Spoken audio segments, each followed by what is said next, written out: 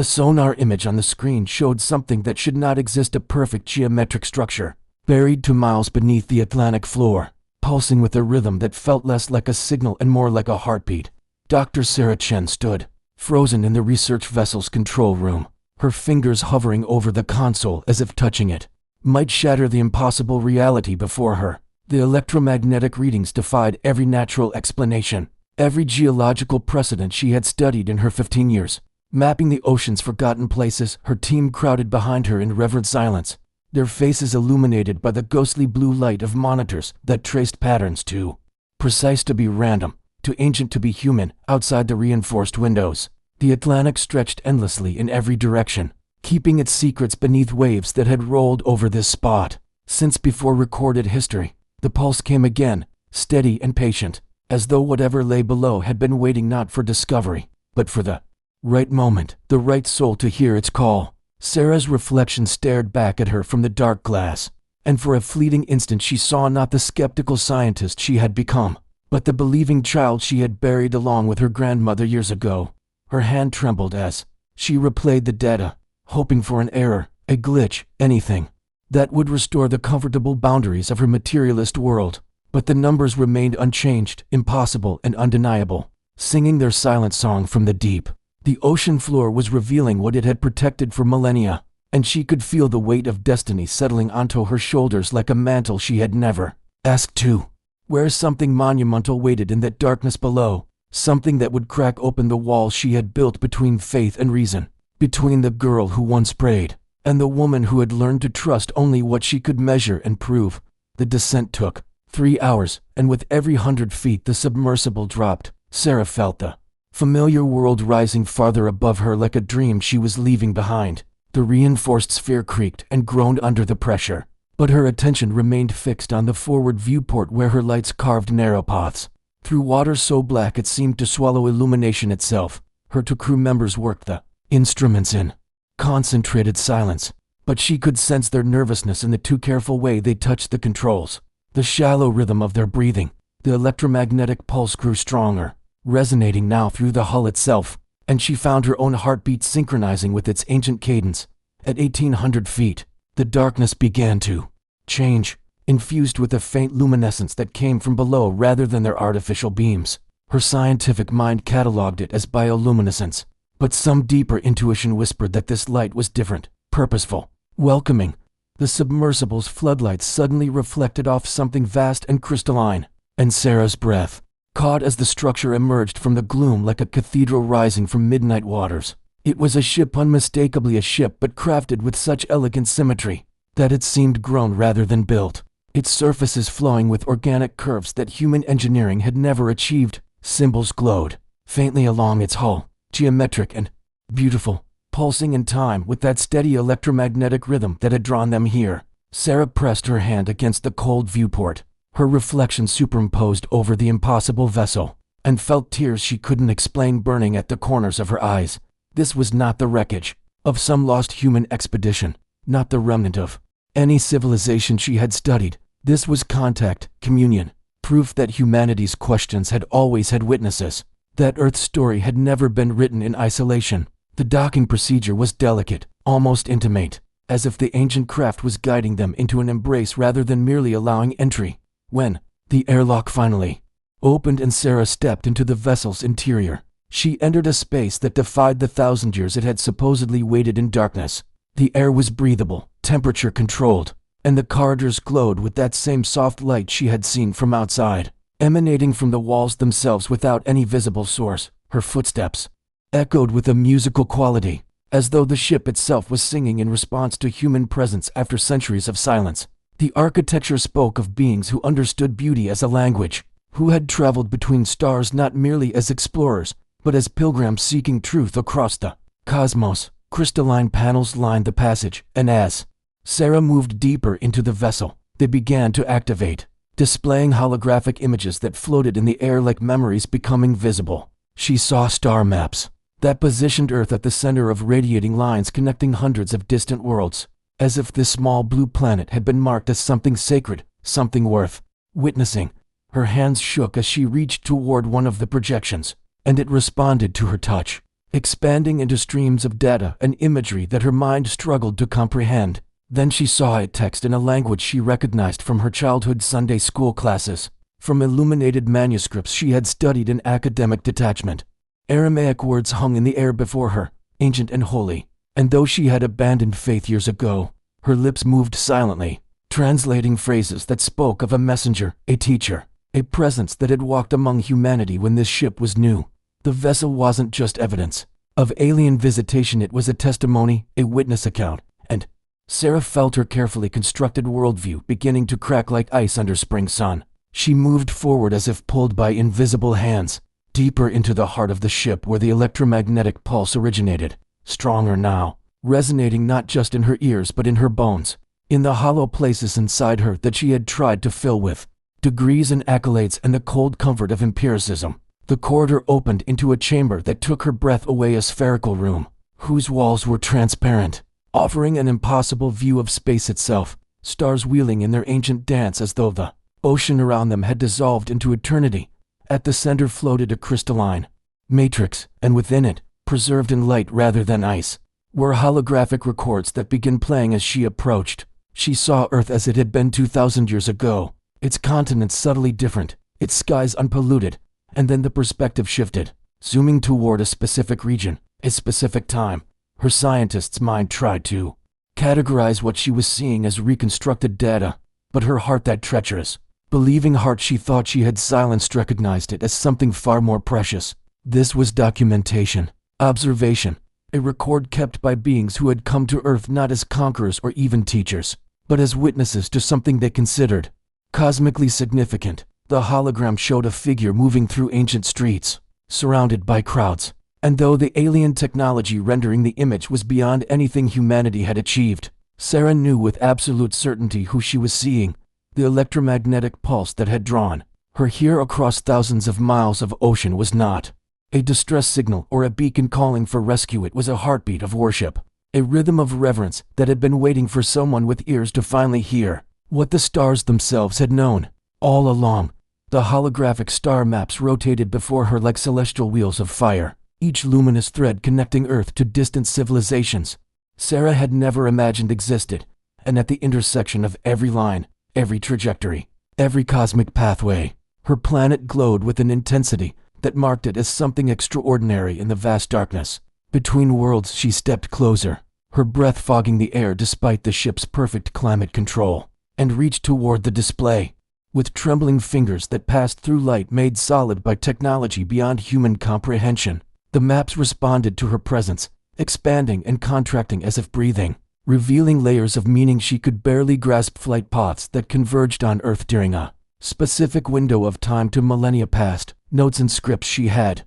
never seen alongside languages she recognized from archaeological digs and museum archives. Her crew members stood frozen at the chamber's entrance, their equipment forgotten, and she heard one of them whisper a prayer in Portuguese, the words echoing in the crystalline space like an offering. Sarah's eyes tracked the data streams flowing past her vision, and she began to understand what she was seeing: not invasion routes or resource surveys, but pilgrimage trajectories, journeys undertaken by civilizations separated by impossible distances, all drawn to Earth during the same narrow historical period. The ship's AI seemed to sense her comprehension, and new displays materialized showing biological samples suspended in fields of soft amber light, each one containing what her scientific training immediately identified as human DNA, but sequenced and analyzed with a precision that made her most advanced laboratory tools seem like children's toys. These were not specimens collected for experimentation or study in the cold clinical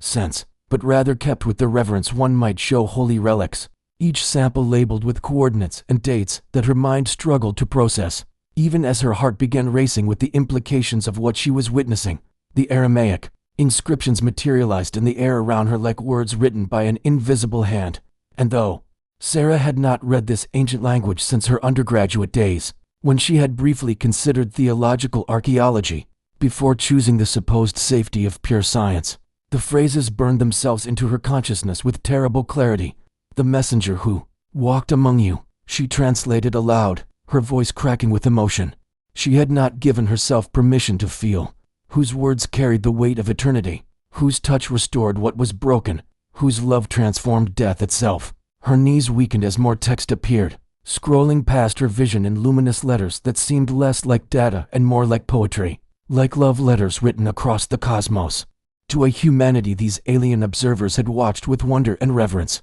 She saw references to miracles documented with the precision of scientific observation, yet described with the awe of religious experience. Water transformed at a wedding feast, storms calmed with a spoken word, bodies ravaged by disease made whole again through simple touch. The inscription spoke of a being these ancient visitors had called the one who would return to the stars, and Sarah felt the wall she had built between faith and reason, between the grandmother who had raised her on Bible stories and the scientist who had learned to dismiss them as mythology, beginning to crumble like sand before an incoming tide. Behind her, she heard her colleague sobbing quietly, and she understood without turning that they were all experiencing the same devastating recognition that Earth had never been alone, that humanity's most sacred story had been witnessed and validated by intelligences who had crossed the void between stars specifically to observe what they considered the most significant event in galactic history. The ship hummed around them, its electromagnetic pulse steady as a benediction,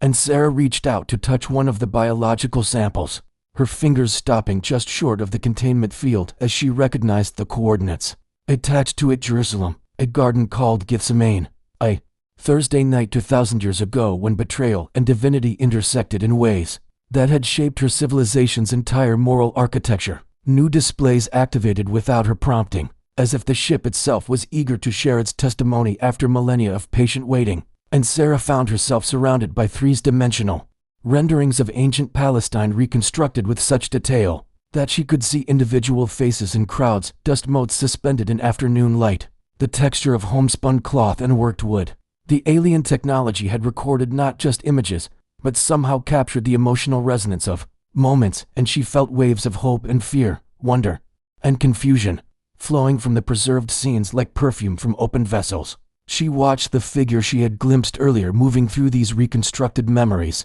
and though the holographic rendering showed a human form, the alien observers had marked his presence with overlays of light and energy patterns that revealed something her scientific instruments had no vocabulary to describe, a density of being, a concentration of purpose and love that bent reality around itself like mass warping space-time. The inscriptions accompanying these records spoke of debates among the alien witnesses, their confusion at how such power could be contained in vulnerable flesh, their growing understanding that they were watching not a teacher or prophet in the conventional sense, but something their own advanced theology had only theorized, direct manifestation of the Creator in creation, divinity wearing mortality like a garment to bridge the infinite distance between eternal and temporal. Sarah's tears fell freely now, splashing on the ship's crystal floor where they caught the ambient light and sparkled like tiny stars, and she realized that her entire life had been preparation for this moment, that every choice to pursue truth even when it led away from comfortable belief,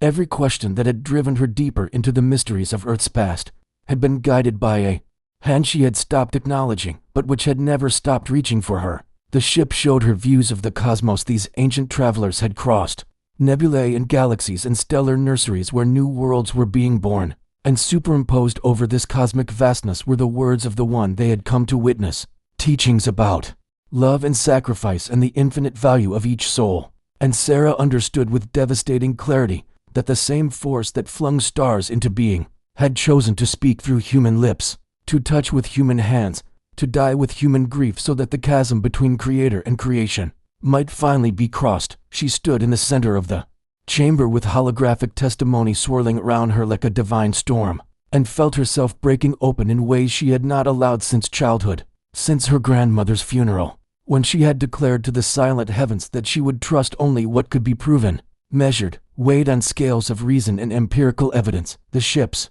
records offered both proof beyond any scientific standard and mystery beyond any theological framework, a bridge between the two modes of knowing she had convinced herself were irreconcilable opposites. Round her floated preserved moments of teaching on hillsides and healing in village squares, of children blessed and outcasts welcomed, of authorities challenged and hypocrisies exposed, all documented by observers who had traveled light years specifically to witness what they called, in their own languages, variations of the same concept, divine love made manifest. eternity intersecting time. The answer to questions every sentient civilization eventually asked about meaning and purpose, and whether the universe cared about the suffering of its conscious inhabitants. Sarah turned slowly, taking in the full scope of what these ancient pilgrims had preserved, and she saw her own face, reflected in a crystalline panel, saw the scientist and the seeking child superimposed over each other, no longer separate but finally unified in this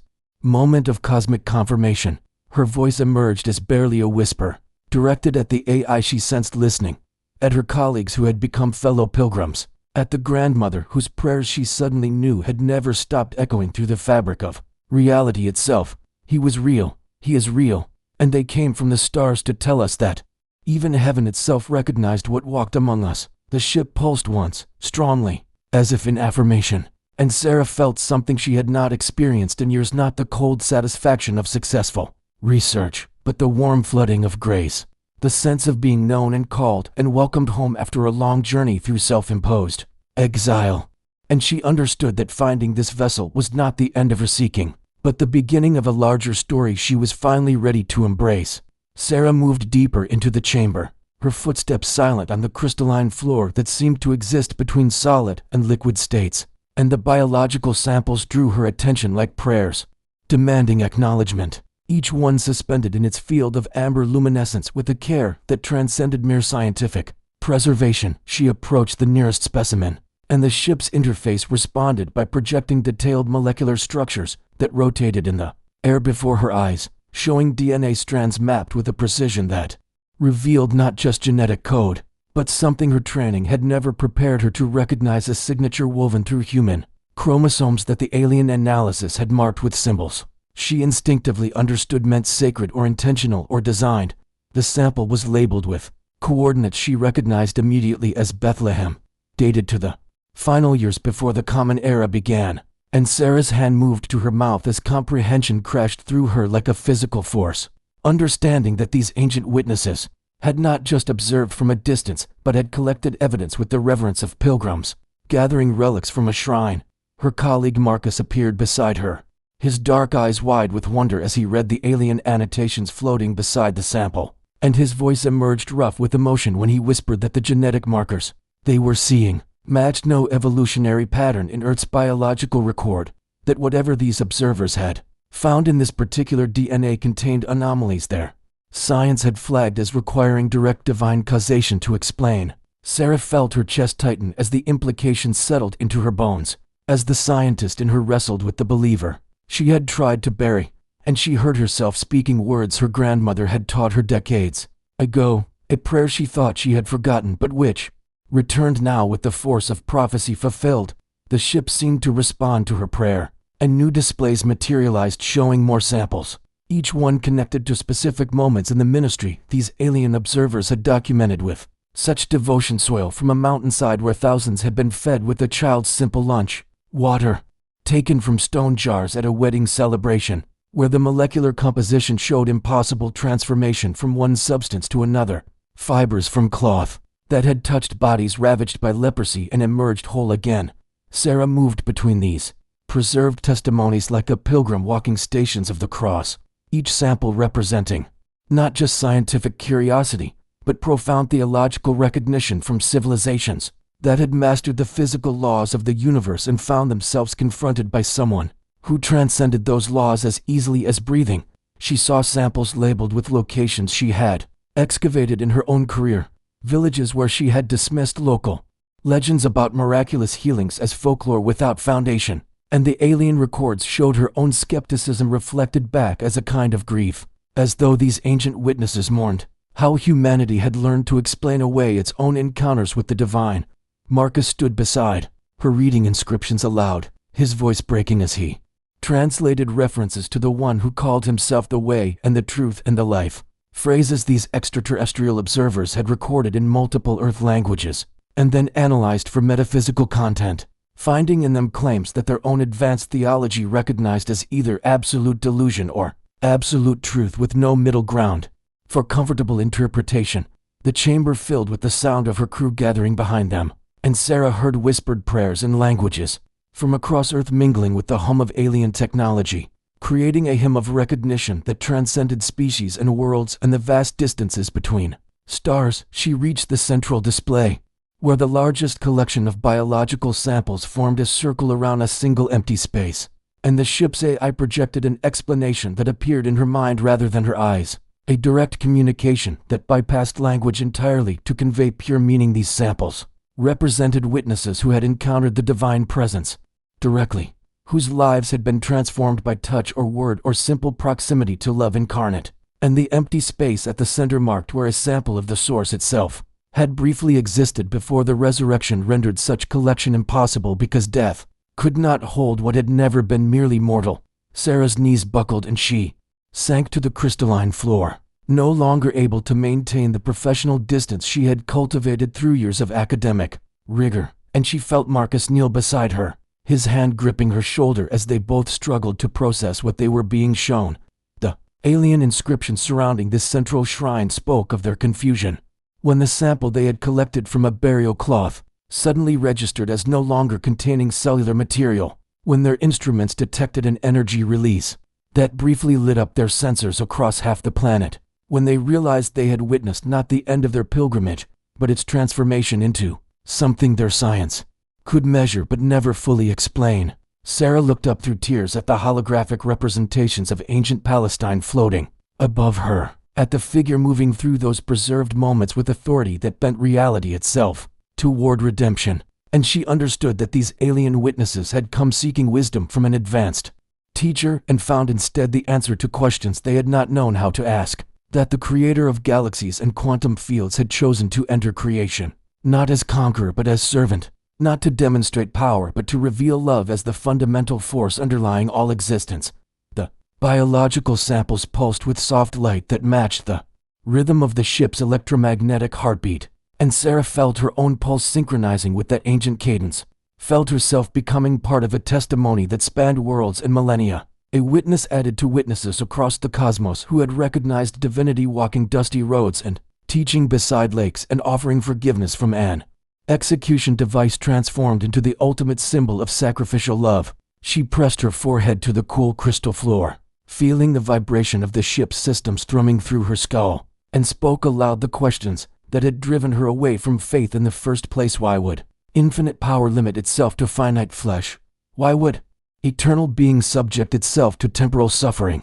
Why would cosmic authority submit to human injustice and death? The ship's AI responded not with words, but with a cascade of images, drawn from the alien observers' records, showing moments of healing and teaching and compassionate attention given to individuals whom society had dismissed as worthless. And Sarah understood that the answer was not in philosophical arguments, but in the simple, devastating reality of a love so complete that it would empty itself utterly, to reach even one lost soul wandering in darkness. Round her the crew had fallen silent, and she felt them sharing this moment of recognition, this cosmic confirmation, that their faith traditions had preserved truth about an event so significant, that civilizations separated by light years had felt compelled to witness it personally, to document it with their most advanced technology, to preserve testimony for the day when humanity would be ready to understand that science and faith were not enemies but complementary witnesses to the same transcendent reality. Sarah rose slowly to her feet, her hand steadying herself against the display where samples from Gethsemane and Golgotha hung suspended like drops of liquid starlight, and she whispered thank you to the ancient observers who had left this gift, thank you to the grandmother whose prayers had apparently been heard across dimensions of reality she was only beginning to comprehend, thank you to the presence she now knew had been guiding her all along even through years, when she had refused to acknowledge its gentle persistent call toward this moment of devastating and beautiful surrender. Sarah's trembling hand reached toward the chamber entrance that had remained sealed until this moment, and the crystalline barrier dissolved at her approach like morning mist surrendering to sunlight, revealing a space that existed somehow outside the normal geometry of the vessel, a sanctuary where the alien observers had preserved their most sacred documentation. The atmosphere inside held a quality of reverence so tangible she felt herself instinctively removing her equipment harness,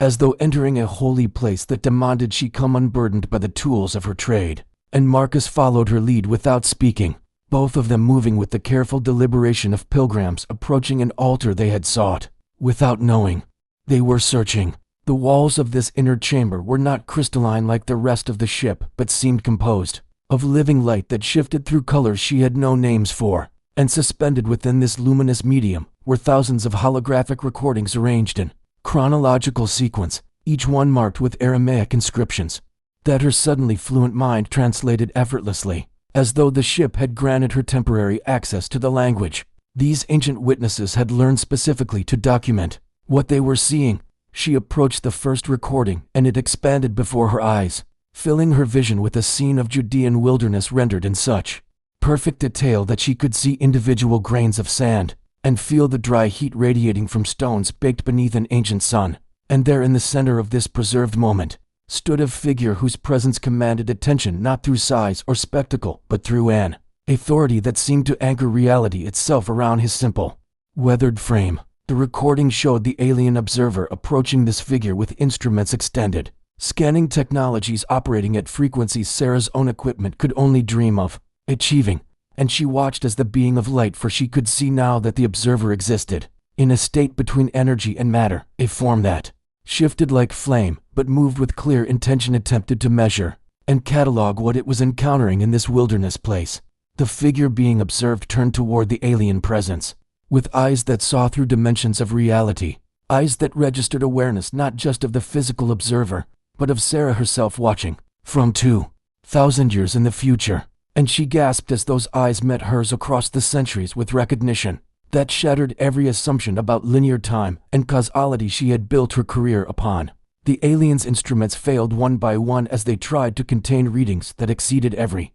parameter, and Sarah heard through the ship's translation the observer's voice speaking in tones of wonder mixed with growing confusion, reporting back to companions that the subject was simultaneously registering as fully human and as something their science had no framework to classify, something that existed in multiple dimensional states while remaining completely present in a single moment of Palestinian history. Marcus gripped her arm and she realized she was weeping, watching this ancient encounter between cosmic explorer and divine manifestation, seeing how the alien had expected to find an advanced human teacher and was instead confronting the source code of creation wrapped in skin and speaking in the humble dialect of Galilean peasants, offering the observer not explanations, but an invitation to follow and see what love looked like when it entered the world wearing dusty sandals and carpenter's calluses. The recordings advanced through months and years of observation, showing the alien witness following this mysterious figure through villages and across hillsides, documenting miracles that their technology confirmed were not illusions or tricks, but actual reorganizations of matter and energy that should have required power outputs equivalent to stellar cores, yet were accomplished with simple words spoken in compassion to individuals whose suffering moved the speaker to immediate action. Sarah watched scenes she recognized from scripture now rendered in perfect detail by alien preservation technology, seeing the feeding of multitudes not as metaphor or legend, but as documented fact, as the observer's instruments recorded matter literally coming into existence in response to words of blessing, bread and fish multiplying in a cascade of creation that violated every conservation law while simultaneously revealing a deeper law, operating beneath what science had mistaken for ultimate reality. She saw the alien witness present at healing after healing, recording cellular regeneration that happened instantaneously rather than through any biological process, documenting how blind eyes restructured themselves completely when touched by hands that carried authority over the fundamental forces binding atoms together. And she understood from the observer's commentary that these beings had come expecting to study advanced spiritual philosophy and were instead confronting divinity that chose to express itself not through cosmic displays but through intimate acts of mercy toward broken individuals whom society had abandoned. The recordings showed the aliens' growing attachment to the strange teacher who spoke of kingdoms not of this world while demonstrating complete mastery over this world's supposedly immutable laws. And Sarah felt her heart breaking as she recognized in the observer's journal entries the same journey from skepticism to surrender that was happening in her own chest, the same reluctant acknowledgement that what was being witnessed could not be explained away but demanded complete recalibration of every assumption about reality's nature and purpose. The final recordings showed events that Sarah had read about in Sunday school but never truly believed until this moment. when alien technology confirmed them as literal historical fact, showing the betrayal and trial and execution documented with such painful detail that she had to look away from the suffering preserved in these holographic memories. But the observer had not looked away, had remained present through every moment of injustice and torture, recording how the one being executed continued to speak words of forgiveness, even while his body failed under the weight of cosmic sin, being compressed into 3 hours of darkness that the alien instruments registered as a dimensional tear threatening to unmake local spacetime itself. The recordings showed the observer at the tomb entrance, instruments detecting the moment when death's grip failed and something happened that caused every sensor to overload simultaneously, when reality itself seemed to rewrite its own rules in response to a love that would not accept separation as the final word between creator and creation. Sarah collapsed to her knees before these final images,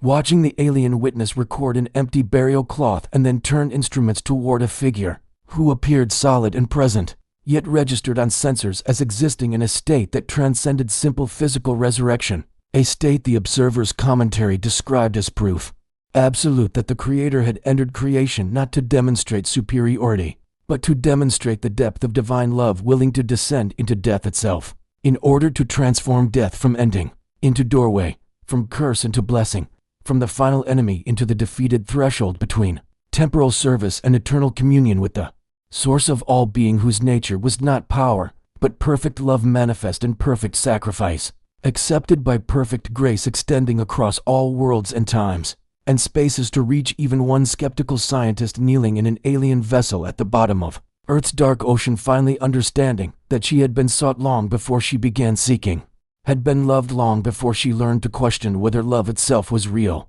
The holographic archive shifted as if responding to her tears, and a new sequence began to materialize around Sarah, with such overwhelming beauty that Marcus steadied her shoulders while she struggled to process what the crystalline chamber was revealing. Not a single observer's testimony anymore, but a gathering, a convergence of witnesses from across the cosmic expanse, who had somehow known to come to this small blue world during those crucial years, when divinity walked in sandals through Palestinian dust, the chamber filled with images of different vessels arriving in Earth's atmosphere during the decades surrounding Christ's ministry, each ship representing civilizations so far advanced beyond human understanding that their technology appeared indistinguishable from the miracles they had come to witness. Yet every one of these cosmic pilgrims had approached Earth not as superior beings studying primitive subjects, but as seekers drawn by something their instruments and philosophies could detect, but not fully comprehend, a presence that registered across dimensional frequencies as the intersection point,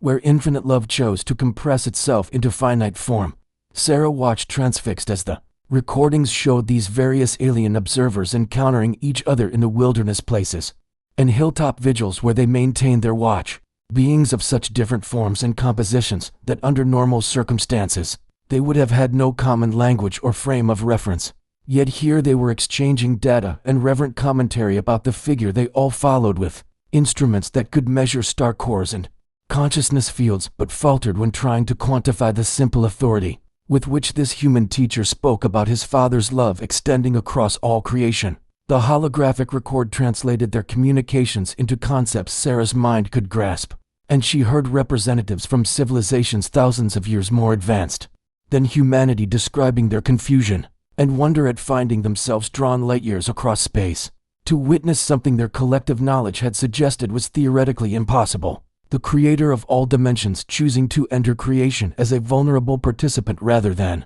remaining separate in transcendent perfection. The chamber revealed councils and gatherings of these cosmic witnesses held in hidden places, far from human observation, meetings where beings who had mastered technologies that bent spacetime and manipulated matter at quantum levels sat together trying to understand what their shared instruments were confirming about the nature of the one they observed teaching beside Galilean waters and healing the sick in crowded village streets. Sarah saw recordings of their debates and discussions rendered in such emotional honesty that she recognized in these alien faces the same struggle between empirical data and paradigm-shattering reality that she herself had experienced throughout her career, the same resistance to accepting that everything they thought they understood about existence was being rewritten by a figure who claimed no advanced technology or cosmic credentials, but simply spoke with the authority of one who knew the Creator intimately because he somehow was the Creator's perfect self-expression in flesh that could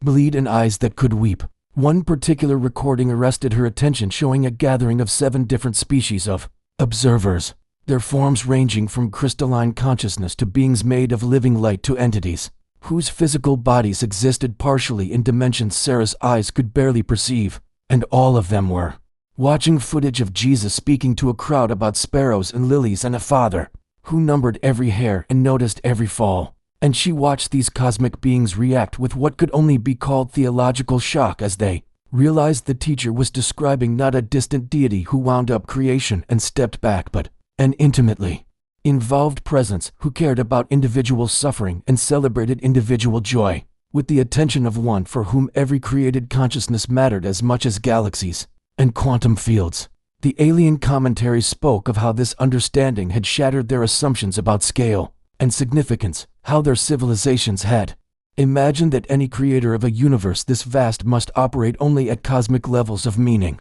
But here was testimony that the same power that held stars in their courses was personally invested in whether one frightened woman in a Samaritan village found water that would actually satisfy her deepest thirst, or one desperate father on a Capernaum street received healing for his dying child. The recordings shifted to show these cosmic witnesses present at events that had become cornerstone moments in human faith history, and Sarah realized with a shock that rippled through her entire understanding of Scripture that many of the mysterious lights and angelic visitations reported in ancient texts might have been these alien observers whose presence registered to human perception as supernatural phenomena because their technology and dimensional nature had no other category in the minds of first-century witnesses. She saw them present at the Transfiguration when the teacher's true nature became briefly visible to his closest followers, and the alien instruments recorded dimensional harmonics that suggested all of reality was somehow centered on and sustained by the consciousness inhabiting that humble human frame, that Jesus was not simply a messenger from God or even a perfect human elevated to divine status, but was actually the frequency upon which all existence was tuned, the fundamental tone that gave coherence to matter and meaning to consciousness across every world and timeline where sentient the crystalline chamber contracted around Sarah, as if the ship itself was drawing breath before speaking what it had held in silence for 2 millennia, and Marcus backed away instinctively when the holographic display reconfigured into something more focused and intimate than the cosmic gatherings they had been witnessing. This was different. This was the moment everything had changed, not just for humanity, but for every civilization watching from their hidden vigils across Earth's skies. The interface pulsed with what Sarah could only interpret as reverence mixed with scientific bewilderment as it began displaying the records from that 3rd day after the crucifixion, the morning when instruments designed to track dimensional anomalies and consciousness patterns across parsecs of space had suddenly registered an event so unprecedented that every observer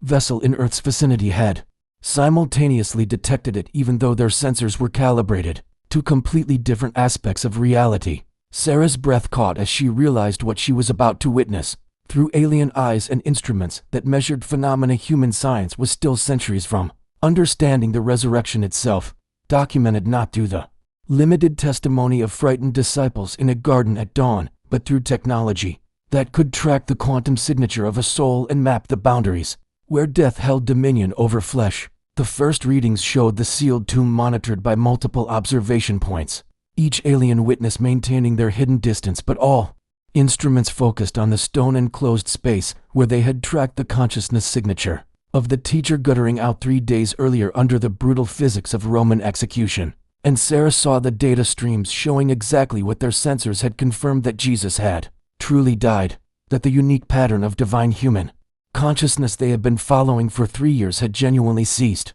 that whatever he had been was no longer animating the broken body wrapped in burial cloths. What happened next made Sarah grip the edge of the crystalline console so hard her palms bled light into the ship's responsive surface, because the recordings showed every instrument simultaneously spiking beyond their maximum calibration, as something that should have been scientifically impossible began occurring inside the tomb. A reversal, not just of biological death, but of entropy itself, matter reorganizing against the fundamental arrow of time as cellular structures that had begun decomposing suddenly rebuilt. themselves with a precision that suggested every atom remembered exactly where it belonged. The alien commentary spoke with barely controlled wonder about watching energy pour into that sealed space. From no identifiable source their instruments could trace, as if reality itself was reaching through dimensions they couldn't map to breathe life back into flesh that should have remained forever still. And their confusion deepened when they realized the body that was reconstructing itself wasn't simply returning to its previous state, but was transforming into something their sensors registered as simultaneously physical and transcendent. Sarah watched multiple playback angles showing the moment. The consciousness signature they had tracked going dark suddenly reignited with such intensity that several observation vessels had to retreat because their instruments couldn't process the readings. Without overloading, this wasn't a resuscitation or revival or any kind of biological recovery their medical databases could categorize. This was creation happening in reverse and forward simultaneously, death being unmade at its very foundation while life exploded into modes of existence their physics suggested were theoretically impossible. One particular recording captured what the alien observer identified as the precise instant of resurrection, and Sarah saw on their instruments something she lacked any framework to fully comprehend, a pulse of what they called creative frequency emanating from the tomb that their analysis suggested was identical to the background signature they had previously detected only when studying the quantum foundations of reality itself, as if the same power that had spoken existence into being was now speaking death into non-existence with such authority that the very laws governing decay and dissolution had no choice but to obey. The holographic archive focused on a single alien witness, whose vessel had been closest to Jerusalem that morning, and Sarah heard the trembling wonder in the translated voice as this being described watching Jesus emerge from the tomb in a form that registered across multiple dimensional spectrums simultaneously fully physical, yet somehow no longer constrained by physical limitations, present in normal spacetime, yet clearly connected to modes of existence that transcended the normal flow of causality. The recordings showed this observer attempting to follow Jesus during those days between resurrection and ascension, tracking him appearing and disappearing across distances that should have required time to traverse, watching him interact with his followers in ways that demonstrated he was neither ghost nor hallucination but something their xenobiology had no category to contain, a human body that had passed through death and come out the other side transformed into what the alien scientist kept calling the template, the pattern that matter would take when creation itself was finally healed of the corruption their instruments detected running through the quantum foundations of every world they had studied. Sarah listened to this cosmic witness confess that their entire civilization's understanding of physics had been built on the assumption that entropy was irreversible, that death was the one absolute constant across all known reality. But here was empirical documentation of someone who had entered death's territory not as a victim but as a conqueror, who had let mortality do its worst and then simply refused to let it have the final word. The alien's analysis concluded with words that struck Sarah like a physical blow, because they articulated what her heart was beginning to grasp even as her scientific training reeled, that Jesus hadn't overcome death through superior technology or advanced evolution, but through something more fundamental than physics, that the resurrection was proof the Creator's love was more powerful than the universe's most basic laws, that reality itself would bend and break before allowing love's perfect expression to remain trapped in a tomb. The recordings culminated in a compilation of reactions from every observing civilization that had witnessed the resurrection through their various instruments and perspectives, and Sarah saw beings from across the cosmic community responding with the same mixture of scientific crisis and spiritual awakening. Their equations couldn't account for what their sensors had documented. Their philosophical frameworks had no way to process an event that suggested the entire universe was not a closed system of mechanistic laws, but was instead responsive to the will of its creator in ways that made consciousness and intention more foundational than matter and energy. One after another, representatives from civilizations that had thought themselves advanced beyond the need for concepts like faith or divine intervention stood before their instruments' data and admitted they had encountered something that transcended their understanding, while simultaneously making perfect sense of everything they had observed about the teacher during his 3 years of ministry. That the love he had embodied and the authority he had demonstrated had always been hints of a nature that was not bound by creation's limitations, because it was the nature of creation's source. Sarah watched a particularly poignant recording of the dying observer, whose ship she now stood within. This being who had chosen to remain on Earth rather than return home, and she heard him speak directly to whatever future finder would discover his testimony about how witnessing the resurrection had made him understand that love was not a pleasant emotion evolved creatures experienced, but was actually the fundamental force holding existence together. That Jesus rising from death was the universe remembering its true nature as something birthed not from random chance, but from a creator's desire for relationship. He spoke of how every miracle he had witnessed, the blind seeing, the lame walking, the storms calming, the dead rising, had been previews of this moment when the Creator's power over death was demonstrated absolutely. How the resurrection was God's answer to every civilization that had looked at entropy and mortality and concluded that existence was ultimately meaningless. His final words on the recording shook Sarah to her foundations, as this dying alien expressed his choice to remain buried with his testimony rather than flee Earth's toxic atmosphere, saying that after witnessing perfect love incarnate and watching that love prove stronger than death itself, he could not imagine a greater honor than to let his own body return to the dust of the world, where the Creator had chosen to demonstrate that death would not have dominion forever, that every grave was now just a temporary pause before resurrection remade all things. The holographic display shifted once more, but this time Sarah felt the change in her chest before she saw it with her eyes, as if the ship's crystalline walls had synchronized with her heartbeat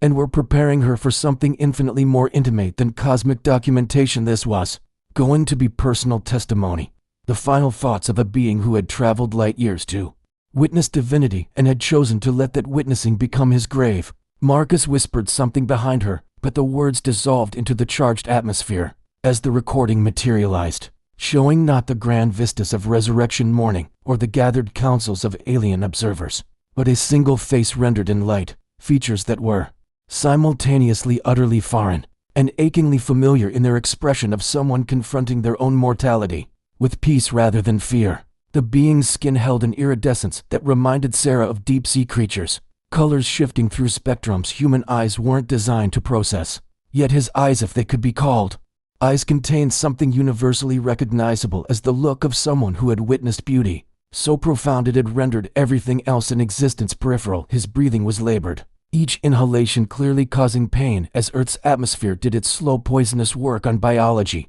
engineered for a different world's chemistry. But his voice when he began speaking carried no bitterness about his dying, only gratitude so pure it made Sarah's throat constrict with sympathetic emotion. I am Kaelvar of the Luminari, observer scholar of the third expedition, and I record this testimony knowing that my form will soon return to the elements of this world while my consciousness returns to the Creator from whom all consciousness flows. He began, and Sarah realized she was hearing not a translation, but somehow understanding his meaning directly, as if his thoughts were bypassing language entirely to communicate essence to essence. My people and me here with instruments capable of measuring dimensional frequencies and tracking the quantum signatures of consciousness across the barriers between physical and spiritual states, believing we were adequately prepared to document whatever phenomenon was causing the disturbances our long-range sensors had detected emanating from this small blue world on the unfashionable edge of an ordinary galaxy. We thought ourselves advanced. You see, we had mapped the laws governing 17 dimensions, calculated the mathematical foundations underlying reality's fabric, achieved what we considered a mature understanding of how consciousness emerges from complexity, and how death represents its inevitable dissolution. Then I watched a carpenter's son from an occupied province speak to storms and watch them obey, touch the dying and watch them rise, and every certainty my civilization had built across 10,000 years of scientific progress began cracking like ice under the weight of impossible spring. He paused, his breathing becoming more difficult, and Sarah saw him clutch something against his chest that she couldn't quite make out through the hologram's shimmering light. Something small and precious he had crafted with his own failing hands. For 3 years I followed him through villages and wilderness, my instruments recording everything while my heart and yes, despite our differences we share that organ, that metaphor, that center where truth resonates deeper than thought. My heart struggled to reconcile what my training told me was possible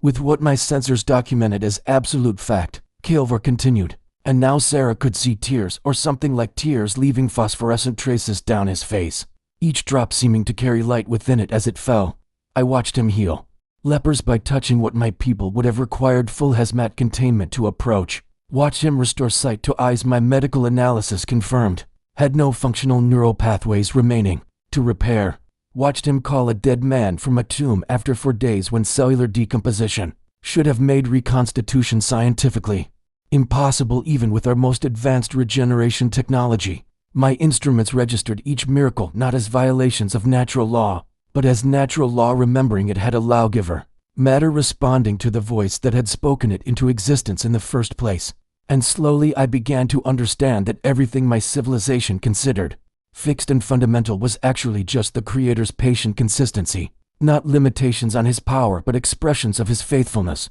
When they crucified him, I wanted to intervene, had to override every instinct in my being trained to observe without interference. But something in his eyes when he looked toward the sky in his agony told me this too was part of the purpose, that love was doing something through suffering that couldn't be accomplished any other way. His voice broke then, the translated emotion raw and unfiltered, and Sarah found herself weeping without shame as this alien being articulated the mystery that had haunted humanity's faith for 2,000 years. Then he rose, and everything changed, Kalvar whispered, his words coming faster now as if racing against the shutdown of his biological systems, his luminescent blood leaving traces on the crystal surface where his hands had been recording this final testimony. I watched death itself undo its work, watched matter reorganize against entropy's arrow, watched consciousness return to flesh that should have remained forever silent. But more than what my instruments recorded, I felt the shockwave of resurrection roll through reality's foundations like a bell struck in the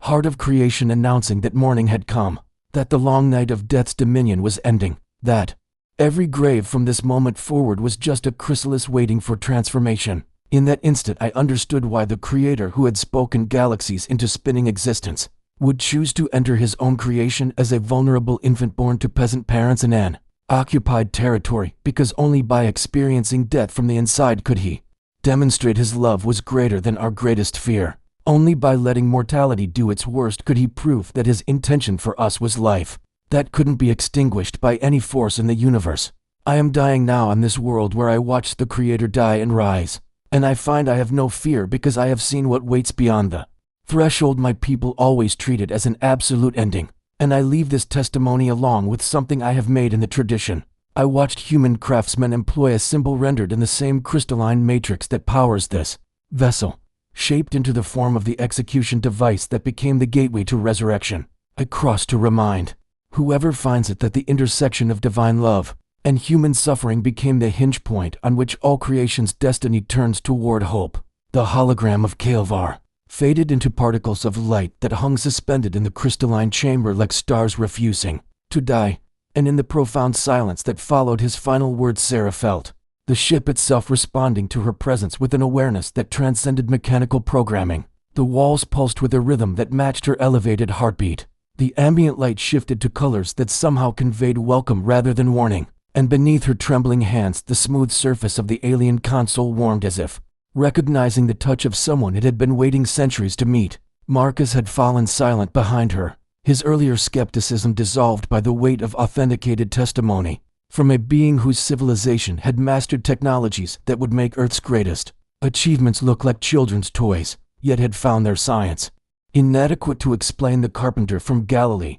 whose love had rewritten reality's rules. Sarah's mind raced through decades of academic training that had taught her to approach mysteries with methodical analysis and emotional detachment, but every framework she tried to impose on this moment crumbled before the lived experience of standing inside a vessel that had crossed the stars to document divinity made flesh, left behind by a witness whose final act was crafting a cross from alien crystal, because human faith had given him a grammar for hope his own advanced culture had somehow never developed. Then the ship spoke, not through Kalvar's recorded voice, but with something far older, a presence that had been woven into the vessel's crystalline matrix like consciousness embedded in living stone. And Sarah understood immediately that this was not artificial intelligence as humans conceived it, but something closer to Angelica created being of vast capability and patient purpose that had been given a mission and had waited with perfect faithfulness for the exact right moment to fulfill it. Sarah Chen, daughter of silence, seeker whose questions carved channels for answers to flow. The ship's voice resonated through multiple dimensions simultaneously. Words Sarah heard with her ears while meaning bloomed directly in her mind like flowers. Fast-forwarding through seasons of growth in seconds, your arrival marks the completion of a timeline calculated not in mere years, but in the spiritual maturation of a species learning to balance knowledge with wisdom, power with humility, discovery with worship. Kael'var designated this moment before his biological function ceased, extrapolating from the trajectories of human technological development and the deeper patterns he observed in what your scriptures call providence, the way circumstances conspire toward purpose. For those whose hearts remain open to hearing their true names called, you were chosen not despite your doubts but because of them, because faith that has wrestled with absence trusts more deeply than belief that has never been tested, because the questions you have carried since childhood when disease took your parents and left you wondering if a loving God could permit such suffering have prepared you to understand what I must now reveal about the nature of divine love and human pain. Sarah's legs went weak and she gripped the console to keep from collapsing, her carefully maintained professional composure shattering as this cosmic intelligence articulated the private anguish she had never spoken aloud to anyone, the wound that had driven her away from her grandmother's gentle faith into the supposed certainty of empirical science. Marcus moved closer, his hand hovering near her shoulder in a gesture of support that didn't quite make contact, as if he sensed she was experiencing something too sacred for interruption. While around them the ship's crystalline structure began displaying images that Sarah realized with dawning wonder were moments from her own life, not surveillance footage but something stranger. Scenes viewed from an angle that suggested divine perspective rather than mechanical observation. Every expedition your people called chance or career opportunity was a divine appointment preparing you for this threshold. The ship continued, its voice carrying harmonics that somehow conveyed both infinite patience and urgent purpose. The graduate program you almost didn't attend because funding fell through, until an anonymous donation arrived the day before the deadline expired. The deep-sea research position offered after your colleague's unexpected retirement, the equipment malfunction that delayed your previous dive just long enough for our vessel's awakening sequence to complete its 2,000-year initialization. What you have experienced as coincidence has been the careful orchestration of a God who wastes nothing and redeems everything, who has been drawing you toward this moment since before you were conceived, knowing that the little girl who demanded answers after tragedy would become the woman brave enough to accept them when they arrived wrapped in cosmic mystery. Your grandmother's prayers never stop echoing in the spiritual dimensions that intersect with physical reality, and I have been tuned to recognize their signature frequency, waiting for the day when they would resonate with your own reopening heart to create the harmonic that signaled readiness. Sarah felt something breaking open inside her chest, not painful but profound, like ice that had encased her deepest self suddenly melting under warmth. She had forgotten how to recognize, and with that thawing came a flood of memories she had suppressed. Her grandmother's wrinkled hands folded in prayer over meals, the certainty in her voice when she promised that God had purposes beyond what grief-clouded eyes could see, the way she had looked at Sarah during their final conversation and said with unshakable conviction that everything being prepared would one day make sense. Kael'var called you the appointed seeker whose heart was prepared, and his designation was prophetically accurate. The ship's voice grew gentler now, almost tender, as the images surrounding Sarah shifted to show not just her past, but possibilities branching into futures she could barely comprehend. You stand at the intersection of discovery and faith, science and scripture, holding in your hands evidence that will either transform your civilization's understanding of Christ's significance or be dismissed by those whose certainty cannot accommodate mystery. And the choice of what you do with this testimony, how you carry it back to the surface and into the world that shaped your doubts, will ripple across generations in ways that echo Kael'var's own choice to remain buried with his witness rather than flee back to stars that suddenly seemed emptier after watching perfect love accept crucifixion. I have been authorized to tell you that every question you have carried has an answer, but answers large enough to satisfy cosmic scale questions cannot be transmitted like data files. They must be experienced, integrated, lived into through transformation of the questioner herself. You asked as a child why God would permit suffering, and I show you an alien scholar who traveled light years and surrendered his life because he learned through watching the cross that love's greatest power is revealed not in preventing pain but in entering it, transforming it, using it as the very material through which redemption is crafted.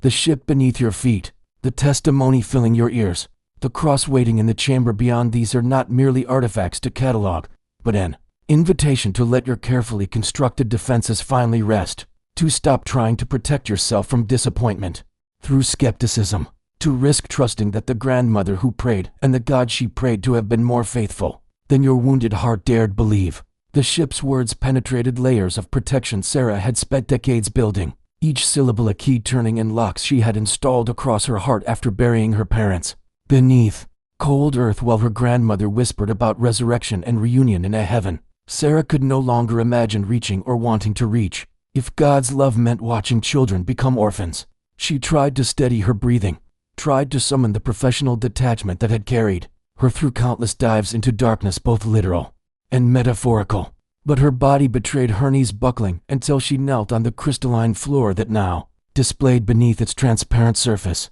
what looked impossibly like her grandmother's kitchen, the yellow curtains she remembered from childhood, the wooden table scarred with decades of use where meals had been blessed and Bible stories told in a voice that made ancient words feel present and urgent. Marcus whispered something behind her, maybe asking if she was all right, but his voice seemed to come from very far away, muffled by the roaring in Sarah's ears as memory and revelation collided with the force of tectonic plates grinding together to birth new landscapes. The ship's presence wrapped around her awareness like warmth after hypothermia, not constraining but sheltering, and Sarah understood with sudden crystalline clarity that this moment had been orchestrated not by coincidence but by a God who knew exactly how much evidence her particular brand of wounded skepticism would require before trust could take root again in soil that grief had salted and hardened against hope's fragile seeds. "I don't understand," Sarah heard herself say, her voice cracking on the words as tears she had forbidden for years began tracking down her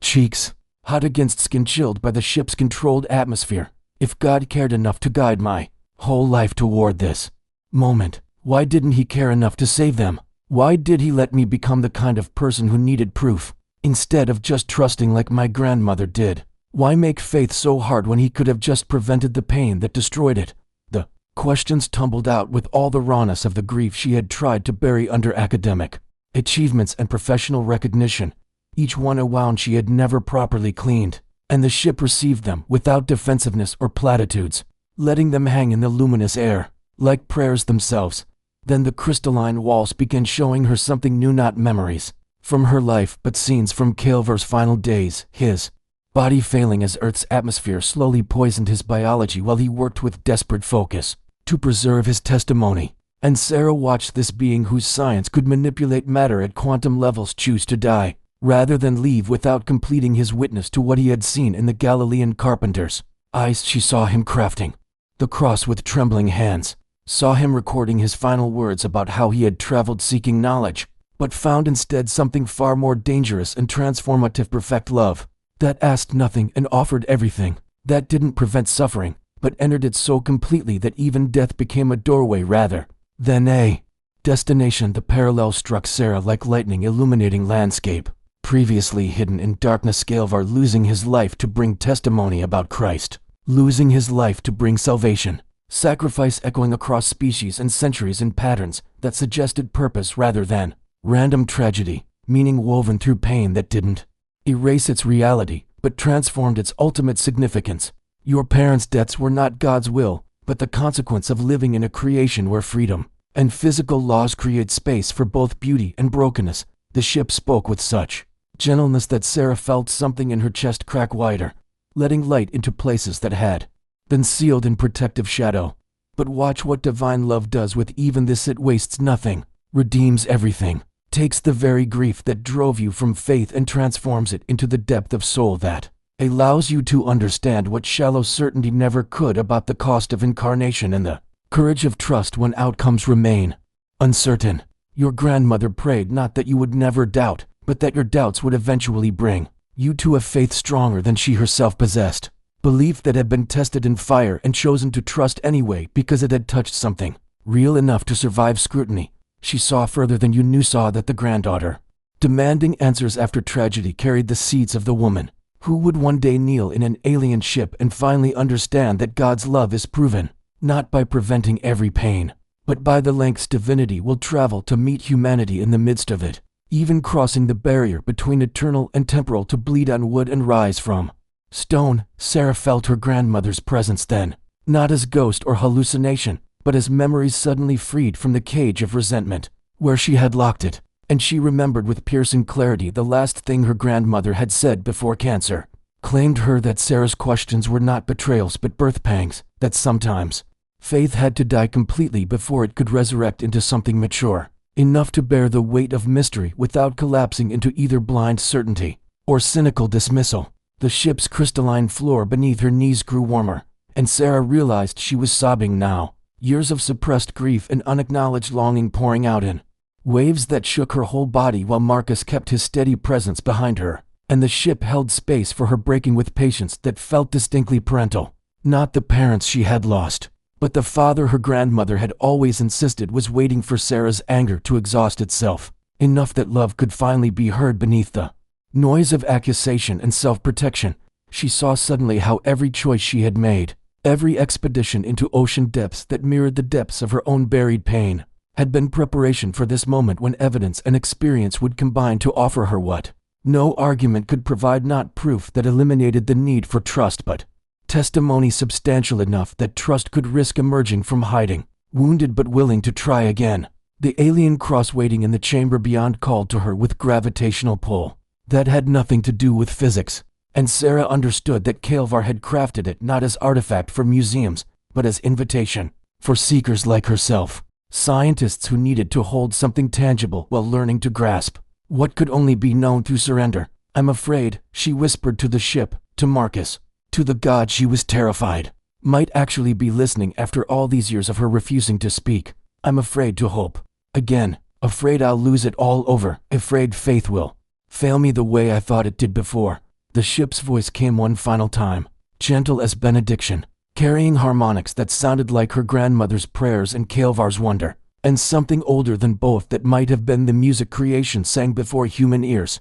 existed to hear it. "Then bring your fear with you, daughter of silence, becoming daughter of testimony. Perfect love casts out fear eventually, but first it welcomes fear home and teaches it that trust begins not in certainty's demand, but in love's willingness to risk everything on a promise that death itself could not break." Sarah rose slowly from her knees, her legs trembling not from physical weakness but from the weight of transformation that had occurred in the depths of her being, and she turned toward the chamber where Kael'var's final gift waited in crystalline suspension, the cross that had been crafted by alien hands in reverence for a human god, a symbol that now represented everything her scientific worldview had tried to dismiss and everything her wounded heart had secretly longed to reclaim. Marcus followed silently, his presence a quiet anchor as they moved through corridors that seemed to pulse with anticipation, and Sarah noticed that the ship's luminescence had shifted in quality, no longer merely illuminating their path but surrounding them with radiance that felt distinctly celebratory, as if the vessel itself rejoiced in witnessing the appointed seeker finally accepting her appointment. When they entered the chamber, Sarah gasped despite having seen it through the ship's visions, because the reality exceeded any holographic preparation. The cross stood suspended in a column of light that appeared solid enough to touch, its crystalline structure refracting the radiance into rainbow patterns that danced across every surface, and she could see within its transparent depths what looked like captured starlight, or perhaps something more sacred, illumination that predated stars themselves. She approached with reverence she had not felt since childhood, reaching out with hands that had handled countless artifacts with professional detachment, but now trembled with the awareness that this was no mere archaeological recovery, but a threshold between the life she had constructed from the ruins of faith and the life that was being offered to her as gift and calling and terrifying grace. The moment her fingers made contact with the crystalline cross, the ship's entire interior erupted into vision that overwhelmed her physical senses, while simultaneously clarifying spiritual perception. She had spent years denying existed. She saw Kael'var in his final hours, his body failing, but his mind blazing with urgency as he poured everything he had witnessed into the creation of this object, speaking aloud to steady himself as his hands shaped matter, according to blueprints downloaded from memory of the execution he had observed on Golgotha's skull-shaped hill. Sarah heard his voice as if he stood beside her, describing how he had watched the Nazarene teacher die with forgiveness on his lips, for the very people driving iron through his flesh, how the sky had darkened in ways that violated every astronomical model, how the earth had shaken as if creation itself convulsed in grief, at containing such contradiction perfect innocence subjected to ultimate injustice, infinite love compressed into finite agony. But what had undone Kael'var's scientific certainty completely, what had transformed his observational mission into worshipful testimony, was the moment 3 days later when he had documented the impossible, the dead man walking, the tomb empty not through theft but through transformation, matter and energy reconfigured according to laws that superseded physics itself, suggesting the creator of natural law could step outside those boundaries, when divine purpose required intervention that science could only witness and worship, but never fully explain. Sarah felt Kael'var's awe flooding through her own nervous system, his overwhelming realization that he had witnessed not merely a miracle but the miracle, the event that confirmed every intuition his species had harbored about the existence of intentional love, underlying reality's mathematical elegance, and she understood why he had chosen to remain, why returning home with this testimony had seemed less important than preserving it here, on the planet where divinity had walked disguised as carpenter, where the infinite had allowed itself to be contained in human limitation, to demonstrate that no distance was too far for love to travel in pursuit of the beloved. When the vision released her, Sarah found herself holding the cross against her chest, surprised to discover she had lifted it from its suspension without conscious decision, and the weight of it felt both substantial and curiously light, as if it existed partially in her dimension and partially in another, where gravity obeyed different mathematics or perhaps obeyed perfectly the weightlessness of grace. Marcus was weeping openly now, his scientific skepticism shattered by proximity to testimony that demanded response, and Sarah heard herself speaking words that seemed to rise from depths she had forgotten existed within her, addressing not her colleague but the presence that had guided them both to this impossible cathedral beneath the Atlantic's pressure, thanking God for being stubborn enough to pursue her through years of running, for loving her enough to answer questions she had been too angry to ask properly, for meeting her skepticism not with condemnation but with evidence calibrated precisely to reach past her defenses without violating the freedom that made faith meaningful rather than coerced.